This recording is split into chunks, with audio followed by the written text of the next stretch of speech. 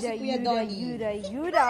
Trending ng dumbbell sa X dahil sa bidyong pambubuking ni Kelsey na araw-araw na mapapanood itong batang ito sa Showtime sa palaro nilang Karaoke Kids.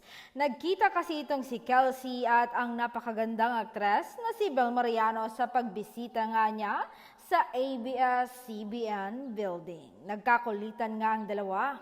Tinanong kasi ni MJ Felipe, isang news anchor, kung sino ang favorite niya kina Donnie at Bel Mariano. Ang naging sagot ni Kelsey ay both po kasi po magjowa yan eh.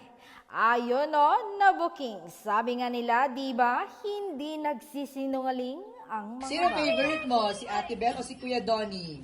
Both pa. Ah!